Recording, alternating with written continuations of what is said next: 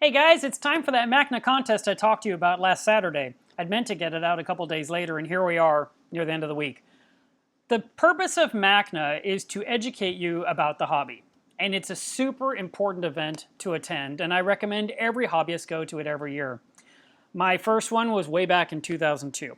It's organized by a group called the Marine Aquarium Society of North America, and they have this event take place all over the US. So back in 2002, it took place here in Fort Worth. And I have the shirt to prove it. Now, when I found out that it was going to be here, I didn't care. I saw the brochure at the fish store and I thought, I don't know.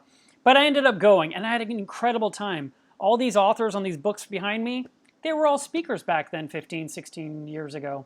And they all gave presentations. And over 3 days time, I learned so much that helped me become a better reef keeper. Matter of fact, at that point, when people asked questions online, I said, I know the answer now, and I could help people be more successful. So every year, it takes place somewhere else in the US. And as it bounces throughout the nation, I constantly hear people tell me, well, if it's not near me, I'm not gonna go. And that drives me nuts. And you know why? Because when it takes place in your own town, there's a lot of people that still don't go, and it's the least expensive trip for them. You know, for guys like me who have to fly in, stay in a hotel, versus someone that lives locally and can go home and stay in their house and sleep in their own bed, that saves you all kinds of money. Plus, anything you buy that day can go in your tank that night. Where the rest of us are traveling, we're there for a few days, we don't have that flexibility. So if it's in your area, which this year, it's in New Orleans, Louisiana, and it is on August 25th through 27th. So it's in just over 2 weeks from now. And so the purpose of this contest is to get you to go. And if you are not a winner, still go. Right now, the entry fee, I think, is like 160 bucks. Maybe it's a little bit higher. There's a chance that the full passes are gone, and now you can only buy a day pass. And I'll tell you, back when I organized the event back in 2012, that was here for the local club, obviously, and of course anyone that flew in to DFW so they could attend and hear these speakers. I had a couple of people tell me on Sunday, I had no idea how big this event was, and if I'd known, I would have come sooner. And that just killed me, because we'd been telling them for years, it's coming to DFW, it's coming to Dallas-Fort Worth, and when it's here, you gotta go. And so yes, a lot of times the locals don't take advantage of it. Like I said, I've been going ever since 2002. Here's a shirt from 2010. This took place in Orlando. Of course, ours was in 2012, and then it was in DC in 2015. Here's one out of order. This was in Colorado in 2014. It was in San Diego last year, and this year, Louisiana.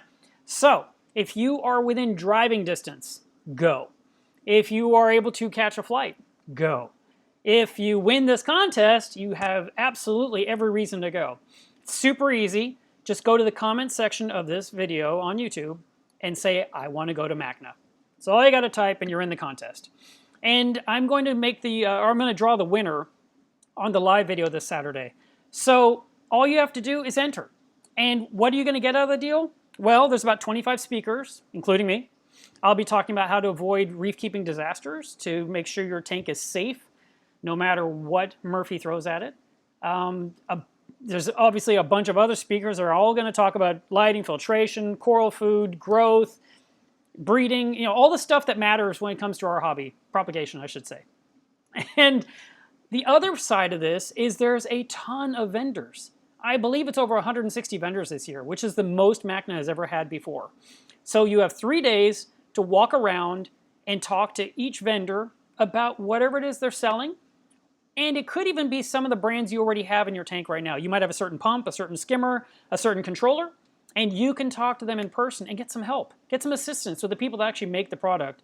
Find out about warranties, find out about what's the latest version of the one you have now, and why should you upgrade. I love going to MACNA, and that's why I never miss it. Every single year, it's my chance to hang out with everyone in the industry and to meet up with all my friends. I meet up with a lot of online friends.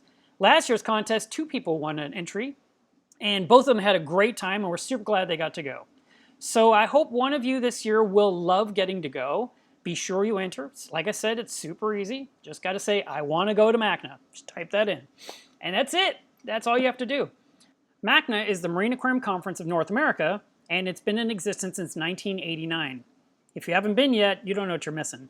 It is the largest marine conference in the US, and this one is going to be spectacular. The guys have spent a lot of time promoting it on social media. I see, I'd say statuses, you can call them ads.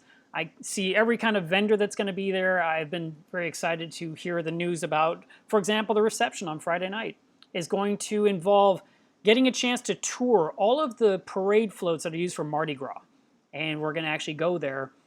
We're going to check it all out. There's going to be food, drink, music. That'll be a blast. Saturday night is going to be the gala, and that probably will have some kind of entertainment. I think they've changed it this year. Usually in the past there was a speaker, but this year that's not going to happen. There's an opportunity to win a round trip grand prize to Fiji. So check out the corals in person. I'm sure that's courtesy Walt Smith International. There's going to be an open or a full bar on the showroom floor. So like in a few years ago, we had dollar margaritas. That was incredible, and everyone loved those, and they were buying a lot of them. But I don't want you to think it's a drunken fest, but it's definitely adult friendly. So you can have a great time. Bring your kids if you like. I think the next generation of future reef keepers is very important, and we do want to give everyone an opportunity to see what's going on.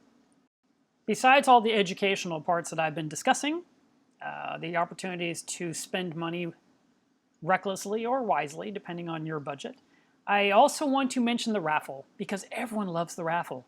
You can win all kinds of stuff, and myself, I end up buying, let's just say $100 worth of tickets, and I hope to win some cool stuff to bring home with me.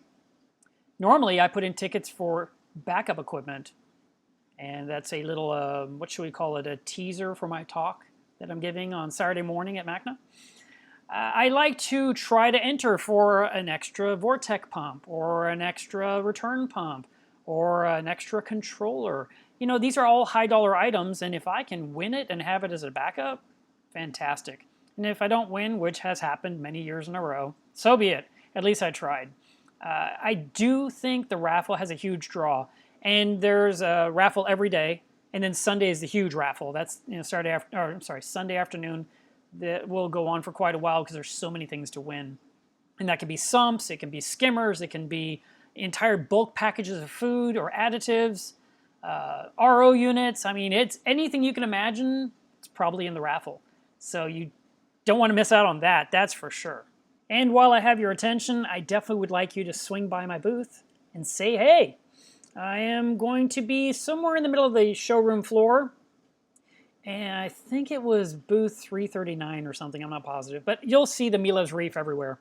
And come visit, come say hey, tell me your favorite video that you've really enjoyed so far, or a topic you'd like me to discuss, or just come say hi.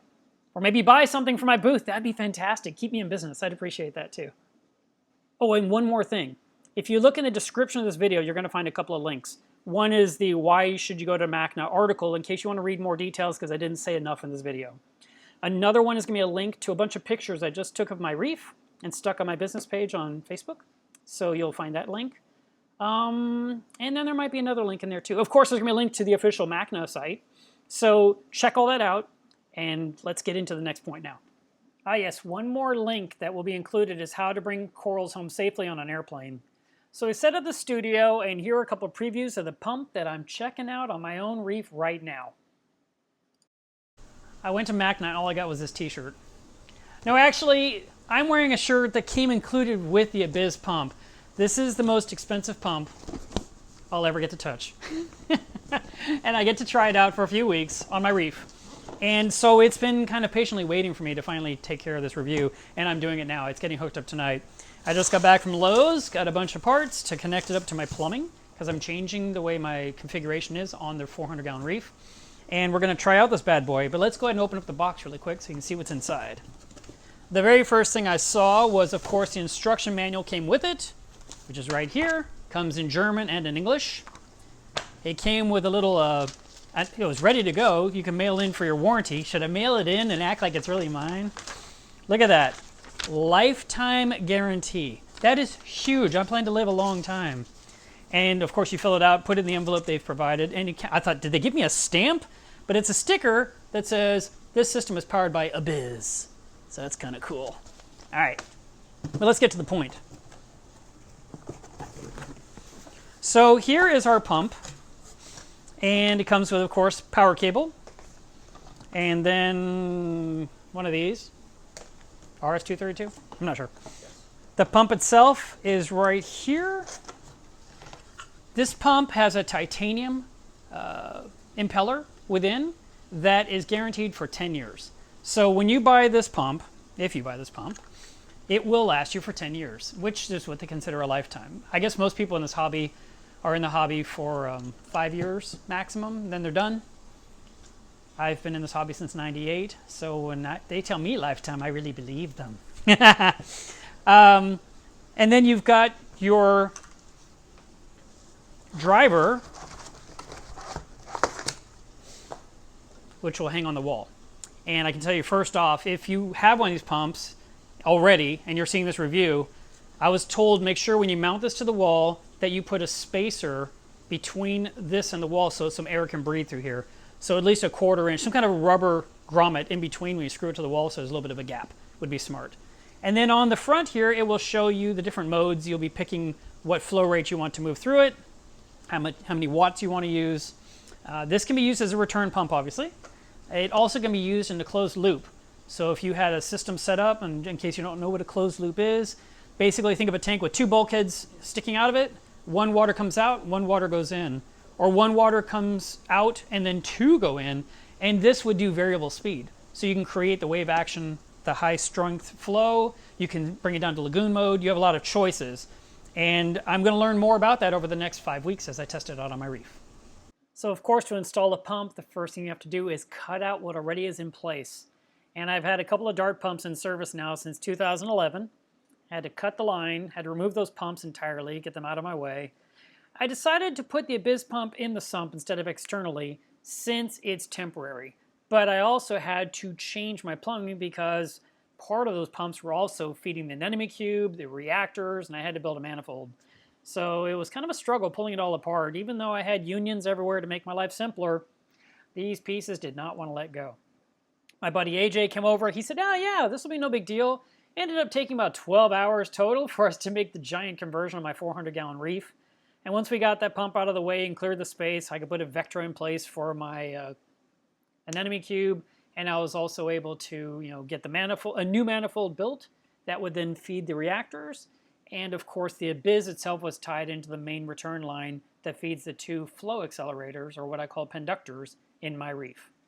So once everything was connected and the glue had had time to cure, which I gave it a couple of hours, then I went ahead and fired it up, ran it around 35%, took it up to 60%, and wanted to see how the tank would operate.